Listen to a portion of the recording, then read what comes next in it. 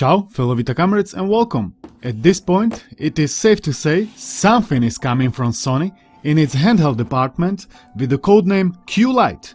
And today we are looking at all the pieces of puzzle thrown at table and we are trying to figure out what to expect. So, let's get cracking!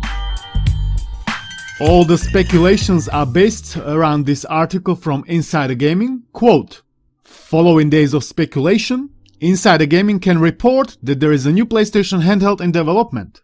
Codenamed the Q-Lite, the next PlayStation Handheld is the next piece of Sony hardware that aims to be yet another piece of hardware that requires the PlayStation 5.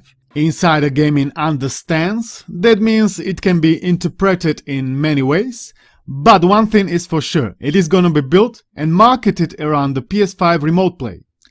This doesn't necessarily mean it's gonna be like Peekadoo, whatever is the pronunciation, bare bones with no chips inside and only with streaming capabilities, display and controllers. More likely it's gonna be like Logitech G Cloud, Android-based device with mid-tier Snapdragon chip inside.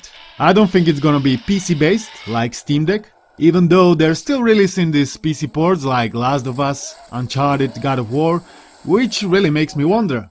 But I'm staying realistic. They gotta think profit, first and foremost, so the lowest expenses and the highest gains, highest profits, which can be hardly achieved with PC-based handheld and games ported to run natively on it.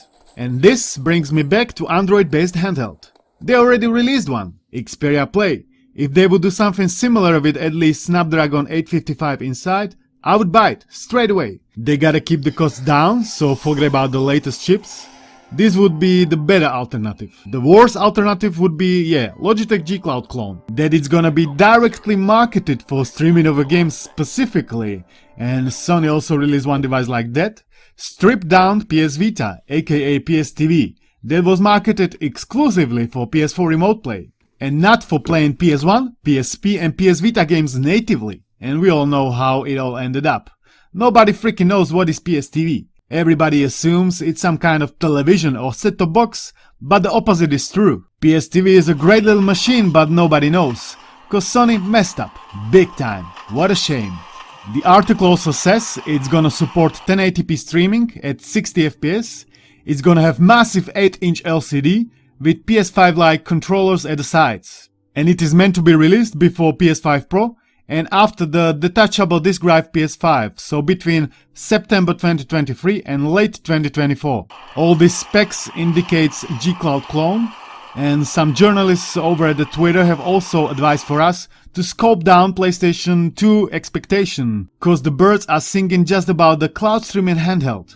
Also, I think these rumors are correct, cause we are waiting for a while for anything to happen and up until now there was nothing. But now, out of blue, something is going on, so that means Sony is definitely working on something.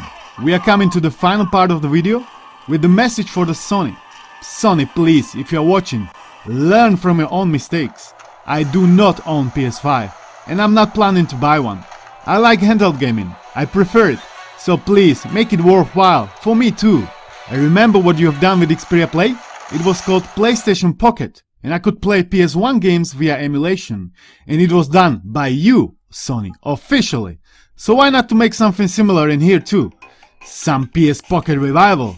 Maybe try to fork some PSP and PS2 emulation in there as well. And I would be in 7th heaven. I also hope your build quality standards are still as high as they used to be.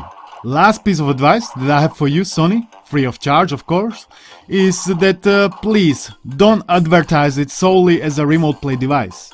Why not to call it something like PlayStation Portable Heritage Preservation Project or anything like that and market it that you want to preserve PlayStation gaming with the remote play as a bonus on top of that. But you would have to make the emulation reality first, of course. And what are your thoughts on this topic? Let me know down below. I think a majority of us are skeptical, cause Sony failed us, not once. But my heart is pure. I can forgive, and I forgive you, Sony. So please, don't do the same mistakes once again. Don't make homebrew community save your device once again. Just create it so it doesn't need to be saved at all. Thanks to you for watching, thanks to members for support, like if you enjoyed this video, subscribe to see more, join to support even further, I'll see you in the next one. Peace out.